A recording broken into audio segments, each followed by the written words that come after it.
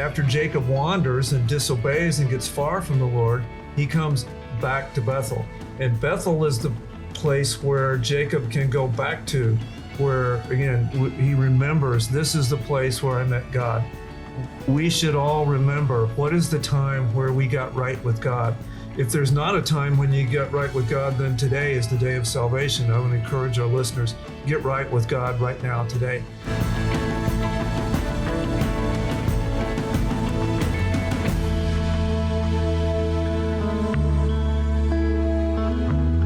Welcome to Reasoning Through the Bible. My name's Glenn, and I'm here with Steve. If you have your copy of the Word of God, turn to Genesis chapter 12, starting in verse 6. And that passage says this. Abram passed through the land as far as the site of Shechem to the oak of Moreh. Now the Canaanite was then in the land. The Lord appeared to Abram and said, "To your descendants I will give this land." So he built an altar there to the Lord who had appeared to him. Then he proceeded from there to the mountain on the east of Bethel and pitched his tent, with Bethel on the west and Ai on the east. And there he built an altar to the Lord and called upon the name of the Lord. Now remember, in this passage previous to this, God had said, go to a land that I will show you. So Abram sets out and God appears to him at Shechem. He stops him at this place here called Shechem. Now Shechem was about a 2-day walk from north of Jerusalem and is between these two mountains, Mount Ebal and Mount Gerizim. Shechem plays an important role in several places in the future of the Bible. God intentionally stops Abram at this place called Shechem between these two mountains. Abram builds an altar here, it's what we just read, and calls upon the name of the Lord. Well, Abram and Jacob both build altars at Shechem when they are trying to get right with the Lord. Joseph's brothers sell Joseph into slavery at Shechem. Joshua brought Joseph's bones back from Israel and buried them at Shechem. Before he died, Joshua gathered the people of Israel together and gave them a promise, made them promise to obey God, and he gathered them at Shechem. It became the capital of the northern kingdom later on, and it was one of the Levite cities of refuge. So Shechem is a place where people got right with God. It was a place where the people of Israel thought about God. It was the place where Joshua said, are you going to follow God or not? And so Shechem is where God leads them to, the physical place. And so we have here, Steve, that this idea of God taking us to a place where we will remember. That's why Joshua gathered them there. That's why Joseph's bones wanted to go back there. This was a place where we call upon the name of the Lord. Should we have a place, whether it's a physical place or a mental or emotional place, where we can always go back to and call on the name of the Lord? If we don't, we should. It is something in order to bring about a recognition or a reminder of God and who he is and the things that he's done in our lives. People have different ways. Maybe it's a place where they came to salvation. Maybe it's a place where they were baptized. Maybe it's a place where their kids came to salvation. So yeah, there are different things. I've passed through them many times and reminisced about this is what the Lord did in our family's lives at this place. So in verse 7, we have here God makes a promise to Abram. What is the promise that God makes to Abram in verse 7? Oh, in verse 7, he says that he will give this land to your descendants. The land. Now, here is the land promise. He had already told them, go to a land that I will tell you. But here he says, I will give this land to your descendants. The land promise becomes a central theme of the Abrahamic covenant. And it's going to get picked up again. We'll talk about it specifically in chapter 13, where he talks about the land is going to be given to the descendants forever. So in response to this, Abram builds an altar and calls upon the name of the Lord. when we get a blessing from God, what should we do? How should we respond? We should call upon the name of the Lord, because the Lord is good. He does give us blessings. And when we do get good things, we should call upon the name of the Lord. Don't you think, Steve? I do think that. And because we don't have a sacrificial system, because we don't need one, we have salvation through Jesus Christ, and he's our mediator. I think maybe we lose some of the value in building an altar and worshiping God. I do think that we need to acknowledge especially important things and bring that back to mind and have it be a remembrance in our lives of what God has done on special occasions. So he builds an altar at Shechem and calls on the name of the Lord. And in the next verse, he builds an altar at Bethel and calls upon the name of the Lord. Abram is thankful, and giving thanks and calling upon the Lord is one of the central themes of the Bible. This is how we should respond. This is how we know that Abram was a godly man. Even though later he fails morally, he fails at times, he reminds us a lot of ourselves. So he builds an altar at Shechem. He builds an altar at Bethel. Bethel is also another one of these key places in the Old Testament. Bethel is where later we're going to have Abram's grandson, Jacob, has a vision of the ladder with the angels going up and down it. The vision of Jacob's ladder happens at Bethel. And even after that, after Jacob wanders and disobeys and gets far from the Lord, he comes back to Bethel. And Bethel is the place where Jacob can go back to, where again he remembers, this is the place where I met God. We should all remember, what is the time where we got right with God? If there's not a time when you get right with God, then today is the day of salvation. I would encourage our listeners, get right with God right now, today. But sometimes Christians wander and we get far from the Lord and we get focused on ourselves, but we can always go back to Bethel. We can always go back to Shechem. We can always go back to where we met with God. We can go back to that place where we were in fellowship with God, and we can get right with him again. The good thing about our God is if we just ask, then he will forgive us. The archaeologist digging in Bethel in 1930 uncovered a cylinder with the pagan goddess Ashtoreth carved into it. God leads him into a place. This wasn't necessarily a righteous place. It says already the Canaanite was there. Canaanites were idol worshipers. They were worshiping false gods. And again, the archaeologists confirm this. The historian Josephus says this area was a relatively large Canaanite area. God leads him into a place and says, I'm going to make you a nation there. Does God ever lead us into a place where there's sin going on outside of us, in a place where, God, this is the place you've led me? Does that ever happen in our day? A lot of times that's exactly when God calls people into the missionary field. They're going into a place that maybe the people don't even know who Jesus is at the time. Or maybe it's a little bit, but not prevalent. Yes, God calls us many times into places where we need to spread his word and tell people about Jesus Christ. God led Abraham into a place where there was a lot of pagan worship. He leads Jacob into a place where there was a lot of pagan worship. And he says, that's where I'm going to do a great work. There is where I'm going to build a great nation. And he works through us there. So God can work indeed in mysterious places. Let's go ahead and read the next section, starting in verse 10. Genesis 12:10 says this. Now there was a famine in the land, so Abram went down to Egypt to sojourn there, for the famine was severe in the land. It came about when he came near to Egypt that he said to Sarai his wife, See now, I know that you are a beautiful woman, and when the Egyptians see you, they will say, This is his wife, and they will kill me, but they will let you live. Please say that you are my sister, so that it may go well with me because of you, and that I may live on account of you. It came about when Abram came into Egypt The Egyptians saw that the woman was very beautiful. Pharaoh's officials saw her and praised her to Pharaoh, and the woman was taken into Pharaoh's house. Therefore, he treated Abram well for her sake and gave him sheep and oxen and donkeys and male and female servants and female donkeys and camels.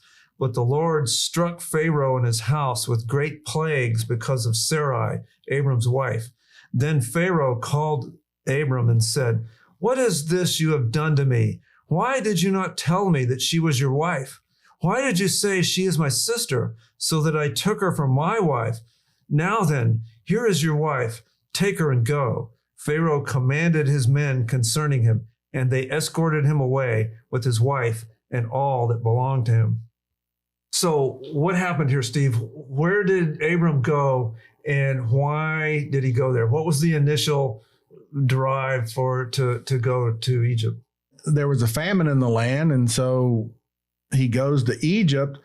And Egypt, we see many times, as a place where people that are in Canaan go to Egypt. What's there in Egypt? How come Egypt can go through these famines?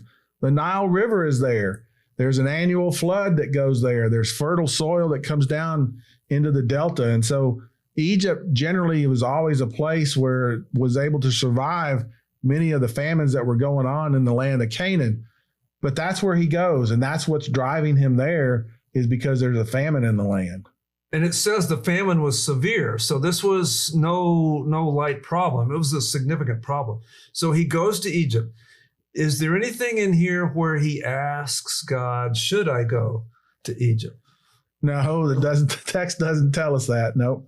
So we have here Abram, where God said, I'm going to give you this land.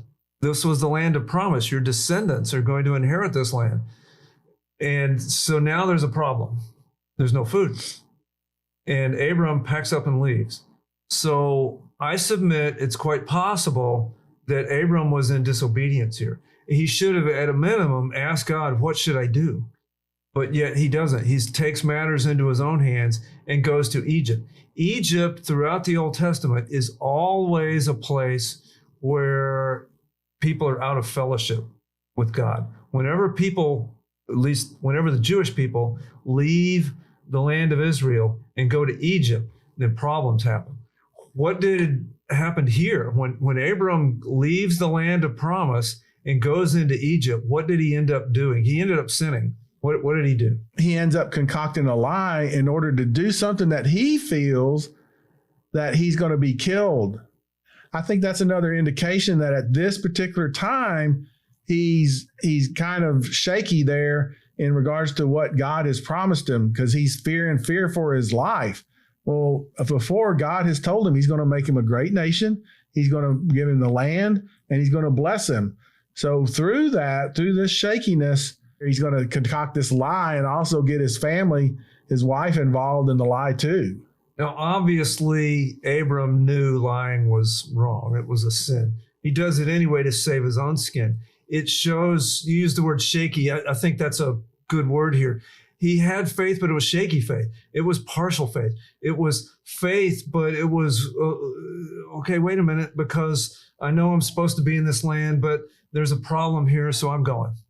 And they might kill me down there, so we're going to tell this lie to protect my own skin. When if he would have had full and complete trust in God, then he would have known, wait a minute, God asked me to stay here, and he's going to make a great nation. So therefore, I'm not in danger as long as I'm in the land. Notice that when he gets away from the place where he met God, then he sins. When he gets away from the place he met God, then he sinned. He met God at Shechem. He met God at Bethel. When he gets away from there and goes to Egypt, he starts lying. He gets other people to lie. He gets Pharaoh in trouble. All these things happen because Abram wasn't following God. What's the lesson for us? The lesson for us is the same thing. Whenever we get pulled into the worldly ways, and we get pulled away from a fellowship, daily fellowship, and a right fellowship with God, we tend to kind of be sucked into the worldly things. And before you know it, our relationship with God gets further and further away, and we're not doing the things that God has originally called us for. I think there's a big parallel here between what you were just saying when Abram left the land of promise and goes down into Egypt. With us, whenever we leave, in a way, and go into the world and do worldly things without any regard to God and where we are in our relationship with Jesus Christ. Notice when he goes to Egypt and tells the lie to Pharaoh, Pharaoh figures it out and confronts Abram with his lie. So I find it quite interesting. The pagan Pharaoh was more righteous than Abram. The pagan Pharaoh was more righteous. The man that was outside of God's will was Pharaoh, but yet he was more righteous than Abram.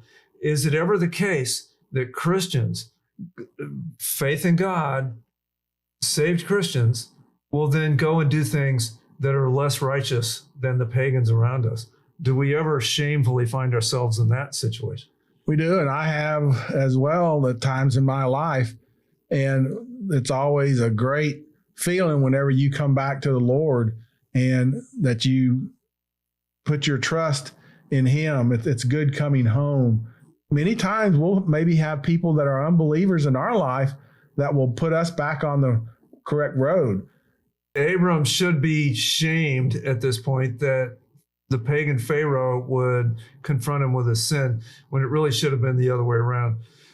That brings us to the end of chapter 12. Let's go ahead and read the first part of chapter 13, where now Abram returns. And here's what it says in Genesis 13. So Abram went up from Egypt to the Negev, he and his wife and all that belonged to him, and Lot with him. Now Abram was very rich in livestock and silver and gold. He went on his journeys from the Negev as far as Bethel, to the place where his tent had been at the beginning, between Bethel and Ai, to the place of the altar which he had made there formerly. And there Abram called on the name of the Lord. Here, Abram goes back to Bethel. And again, Bethel was the place where he had called on the name of the Lord before. He had been in right fellowship with God. He then goes to Egypt and sins. When he's confronted with his sin, he goes back to Bethel. Now we're going to find that his grandson Jacob meets God at Bethel at the vision of the Jacob's ladder, but he then, after wandering, goes back to Bethel. And we've drawn this conclusion already, Steve. We should have a Bethel in our lives. We should all have a place where we meet with God. And even though we may wander, the great news about our God is that we can go back to Bethel. If we wander and disobey, will our Lord take us back? Because, Steve, I'm sure there's somebody listening to us right now that has wandered from the Lord, that has wandered possibly quite far. Can they ever go back to the place where they met with God? We can always go back. Always know we can go back. Go look into the story of the prodigal son, the son that went off and wasted his inheritance. But yet when he came back, the father ran to him and hugged him and kissed him on the neck and welcomed him back into the family. We can always come back to God. Why? It's because we are the ones that had left God. It's not that God left us. So we can always come back there. He wants us to have a relationship with him. Please, if you're in a situation where you have wandered away from God, don't be afraid to repent, acknowledge it, go back to God, ask for the forgiveness of the sin where you are, and get back in that relationship. You mentioned the parable that Jesus told of the prodigal son. Prodigal son got very far from the father, but he decided one day and said, I'm going to return to the father.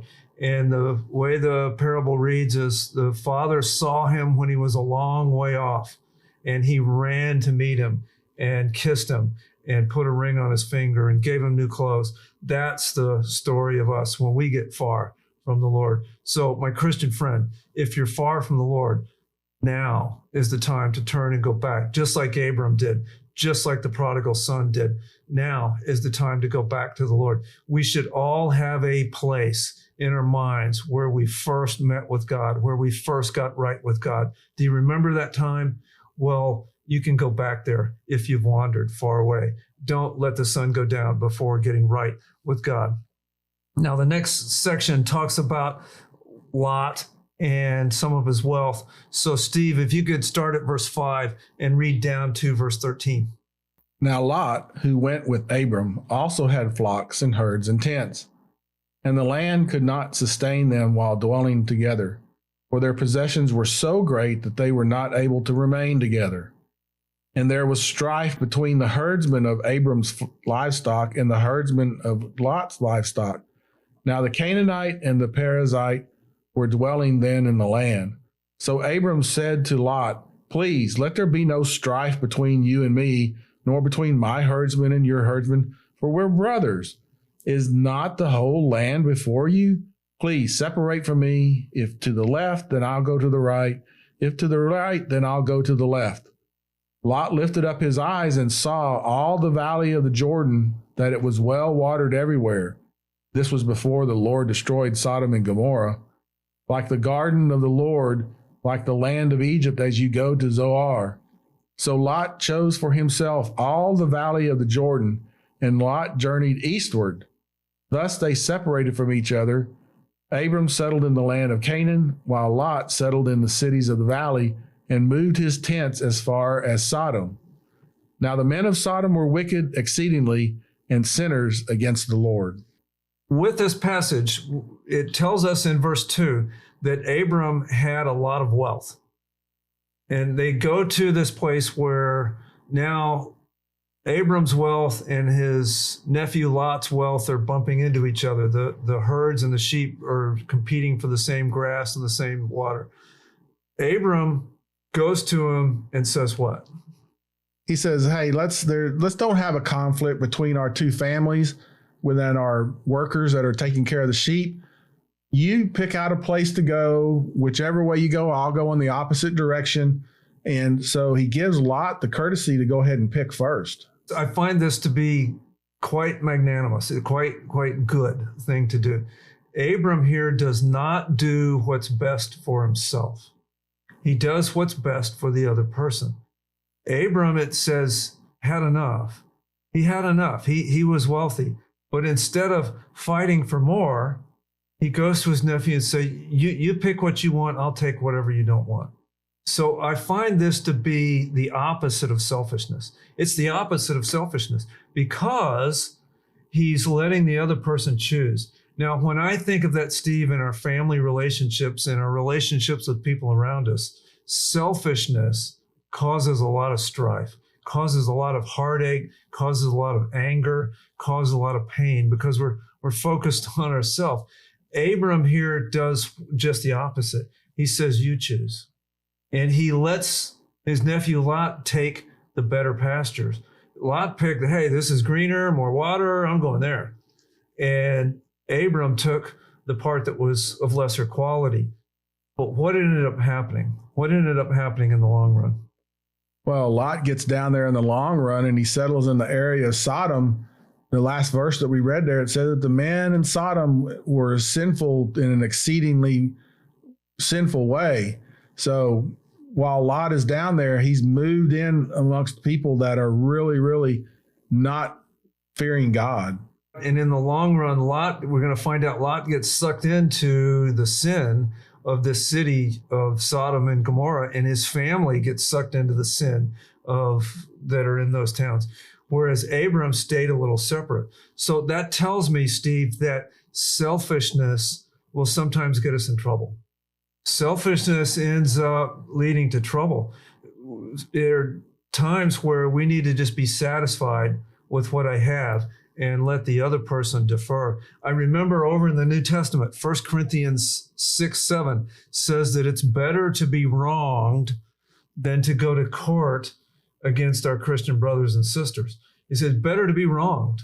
Better to you come out on the short end of the stick rather than fight with another Christian brother. In verse 8, In this section we just read, Abram purposely wanted to avoid strife.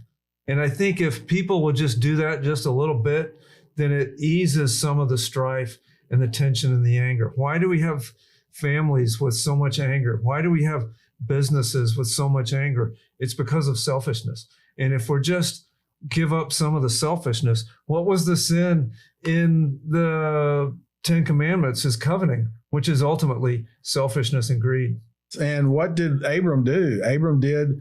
He treated others like he would have wanted to be treated, which is the golden rule that we see Jesus talk about. So Abram has a lot of good qualities. He also has some not so good at different times. But for the most part, you can see why he is a believer in Yahweh. With that, we'll stop here for today. We're still following our man Abram and his nephew Lot. And next time we're going to find out what happens to them in this land, because there's going to be some drama that happens here that we can learn from as we reason through the Bible. Thank you so much for watching and listening. May God bless you.